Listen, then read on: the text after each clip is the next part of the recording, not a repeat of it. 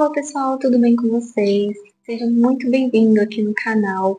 Mais uma aula aqui de estática e hoje vamos falar sobre vetores força. É uma aula essencial, é até a aula ali da base de física que a gente vê logo no comecinho. Então, é uma aula essencial. E se você gosta desse tipo de conteúdo, já se inscreve aqui no canal. Eu falo sobre desenvolvimento pessoal, profissional em engenharia, arquitetura. Então, se você é desses dois cursos, engenharia aí no geral e arquitetura também, vem comigo que eu vou ensinar um pouquinho hoje sobre estática, matéria essencial para a resistência dos materiais, uma matéria que é bem complicada aí para a galera que está iniciando. Mas hoje vamos falar um pouquinho e fazer alguns exemplos nos próximos vídeos, então já se inscreve aqui no canal, deixa o seu like e bora pro vídeo de hoje. E vamos falar um pouquinho sobre, primeiramente, escalar. Então, o que é um escalar?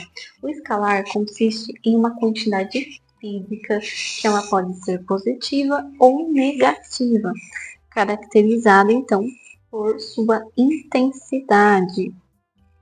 E um exemplo de escalar é o comprimento, a massa e o tempo.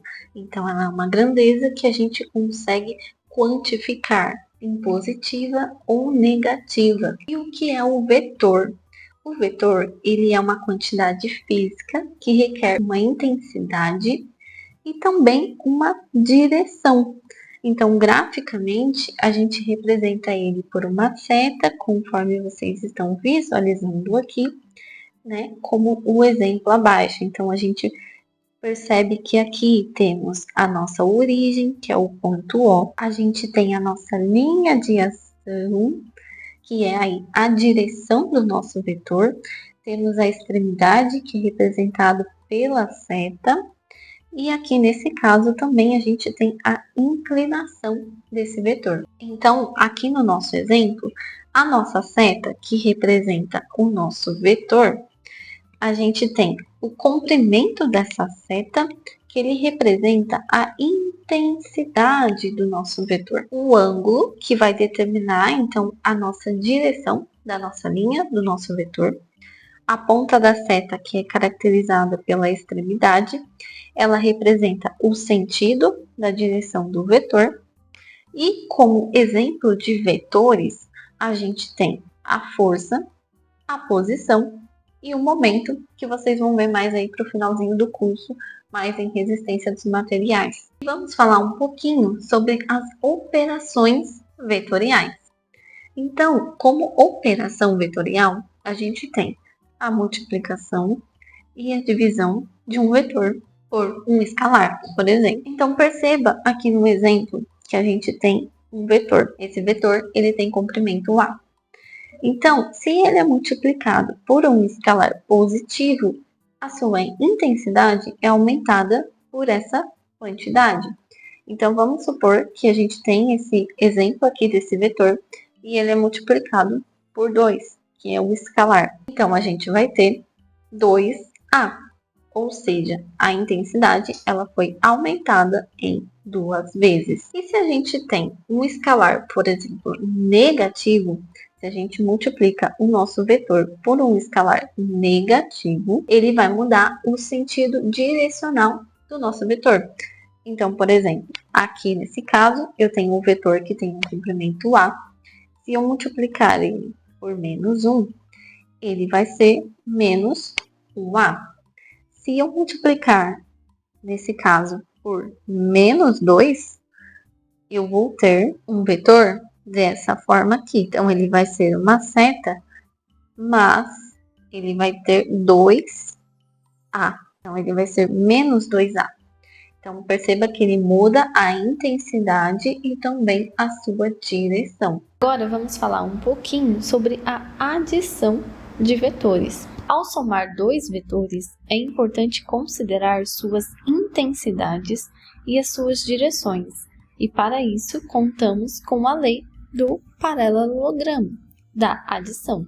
Então, por exemplo, considere os seguintes vetores. Então, considerando aqui que a gente tem um vetor A e um vetor B, ambos com as suas intensidades e as suas direções.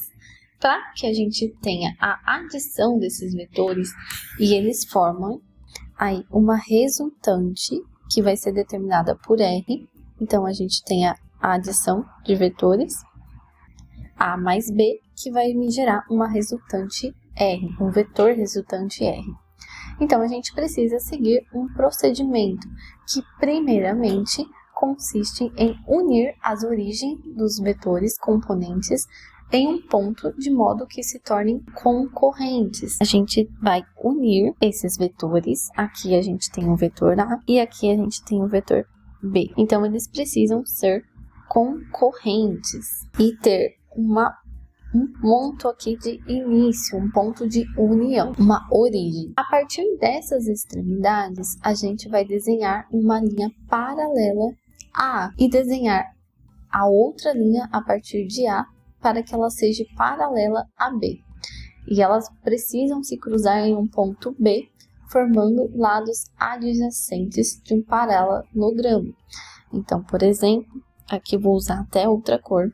A gente precisa traçar uma linha que seja paralela a B, ao vetor B, e uma linha que seja paralela ao vetor A. Então, perceba que eles formaram um paralelogramo e eles têm aqui um ponto P, que é o ponto que eles se cruzam. Então, a nossa resultante, ela vai ser essa linha que vai se estender aqui da nossa origem, o ponto inicial entre A e B, que vai até o ponto P. Esse aqui vai ser o nosso vetor resultante, essa diagonal que se estende. E a gente também pode usar a regra do triângulo, que é um caso especial da lei do paralelogramo.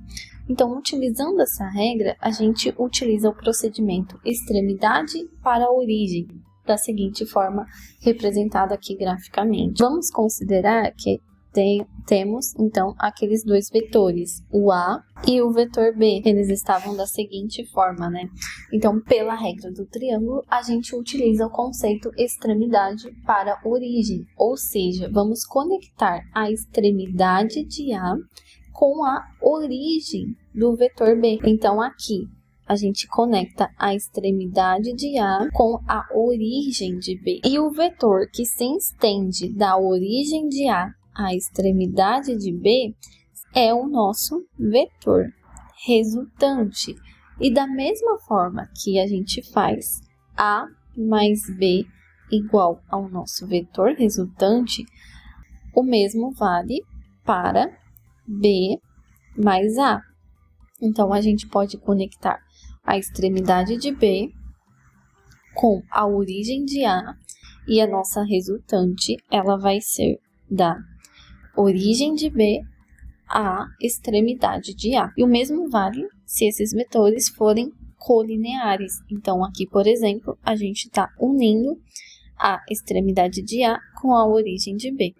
Então, isso daqui se chama adição de vetores colineares. E se tratando um pouquinho da subtração de vetores, a resultante da diferença entre dois vetores, por exemplo, A e B, do mesmo tipo, ela vai ser expressa como a resultante de A menos B. Então, o que vai alterar aqui é o nosso sinal. A gente vai tratar como se fosse uma soma, porém com o resultado aqui diferente, né? A gente vai multiplicar por menos 1 o B. Então, utilizando a lei do paralelogramo, vai ser a mesma coisa. Então, eu tenho o meu vetor A. Se eu multiplicar o meu vetor B por um escalar menos 1, eu vou ter esse vetor no sentido contrário. No sentido contrário, utilizando a regra do paralelogramo, eu vou ter, então, a minha resultante da mesma forma. E aqui, a gente também pode utilizar a construção do triângulo. Então, unindo a extremidade de A com a origem de B, eu vou ter a minha resultante. E vamos falar agora um pouquinho sobre adição vetorial de forças. Então, uma força é uma quantidade vetorial. como a gente já definiu lá em cima. Então, ela possui uma intensidade, uma direção e sentido especificado. E, da mesma forma, a soma é feita com a lei do paralelogramo. Então, aqui eu deixei um exemplo bem legal para vocês. Perceba que a gente tem 2 cabos e cada um desses cabos, eles podem ser aqui identificados, representados como vetor força 1 e o vetor força 2. E a gente quer saber qual a resultante desse vetor F1 mais F2. Qual a minha força resultante que está agindo, né, sobre esse pino aqui representado na figura. Então, para a gente saber qual a força resultante, então, FR é igual a F1 mais F2. A gente precisa, então, partir da construção da regra do triângulo, por exemplo. E aí, a gente pode identificar aqui e aplicar também a nossa lei dos cossenos ou a lei do seno, né, para o triângulo. Então, a gente consegue obter a intensidade da força resultante e também a sua direção, como está representado aqui. Então, por exemplo, utilizando aqui a nossa regra do triângulo, a gente pode conectar F1, a extremidade de F1, com a origem de F2, aqui F2, e o nosso vetor resultante aqui vai ser esse aqui. Então, aqui a gente consegue calcular a intensidade, o meu vetor resultante. E, nesse caso aqui também, eu posso decompor, como eu tenho um ângulo aqui, né, um ângulo entre eles, eu consigo utilizar a lei do seno e a lei do cosseno para conseguir aqui identificar qual é a minha força resultante. Bom, pessoal, por essa aula é isso. A gente aprendeu aqui um pouquinho da teoria, um pouquinho da adição, decomposição de vetores. E nas próximas aulas serão aulas de exercício desse tema. Então, se você gosta desse tipo de conteúdo, se essa aula te ajudou com o básico, com a teoria, para quem está entrando no curso de engenharia, seja engenharia civil, engenharia mecânica, todas as engenharias precisam saber desse conteúdo básico. Então, se você gostou, dá like nesse vídeo, deixa aqui a sua inscrição no canal, compartilha com seus amigos e eu vejo vocês na próxima aula. Tchau, tchau!